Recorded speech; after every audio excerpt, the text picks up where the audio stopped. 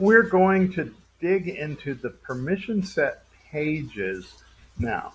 So I'm under setup. I've typed in users to limit just to provisioning, and I'm clicking into permission sets.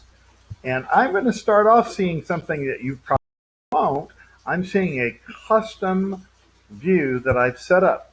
Now this uses the classic setup under settings, and so you can create a new view, and in that new view you can edit it in order to create the fields that you see. I've chosen the fields that you're seeing now, or you would be seeing if I moved my talking head. There you go. Um, it has a label, a description, created date, last modified date, and who created it. There are many, many more fields you could show, but these are the ones that I think are useful. And I filtered it by anything that includes my three-letter acronym. And I don't make any permission sets that don't include my three-letter acronym. Permission sets have been coming into your organization for a long time. You just didn't know it, perhaps. They come from user releases since about 2020. About 2020 or so. Salesforce has been adding permission sets. They come from a number of products that you may have license to. They come from packages you may have access to. They come from components you may install from the App Exchange or unofficial SF. They've been coming from all sorts of places. And in fact, I have 197 permissions now, and I didn't define most of them. And you may have never used a permission set, but you may have a bunch of permissions now.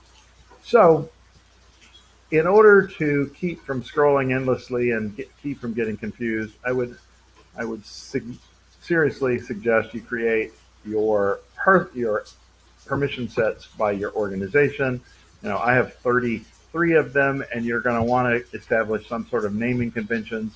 These are sorted by last modified date, and so you can see that we have permission sets for jobs to be done, and we name those as working with something. So working with email templates, working with converting leads, working with SIM events, which is a custom object we have. We also have some that don't seem to have that same convention, and they're just a collection of permissions. We'll talk more about those later. But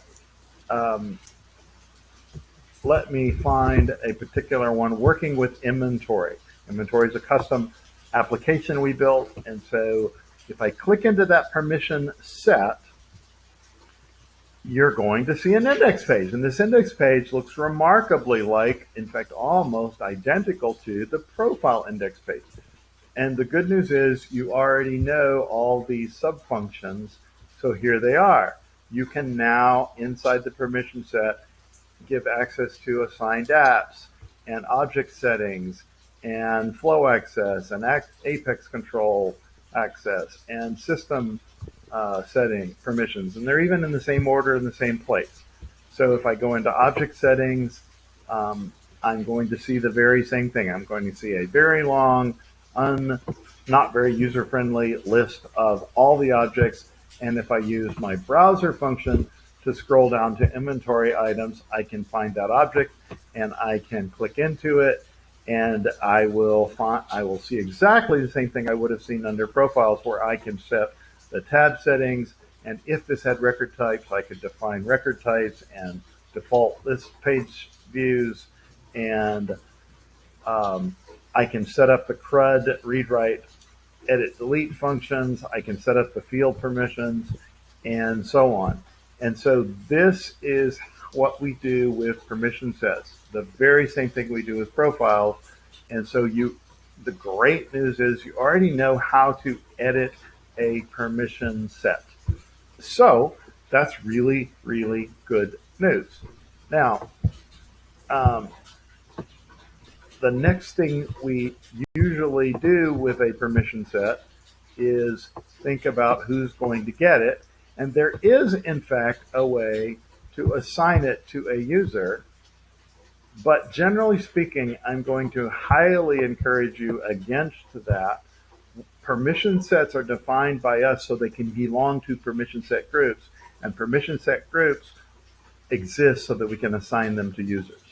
So we generally don't want to assign permission sets to users. We generally only want to put them inside permission set groups. There will always be exceptions. And so, there is a manage assignments button.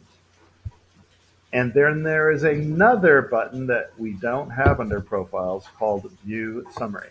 And if I click that, what I get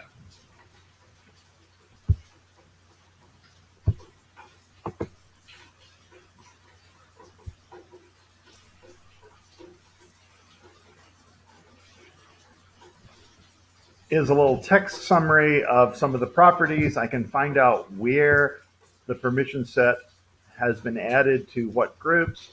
I can find out what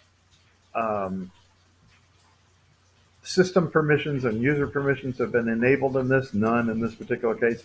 I can see what objects are being given access to and what type of access. So you can see that there's about 6 objects here and they have full access.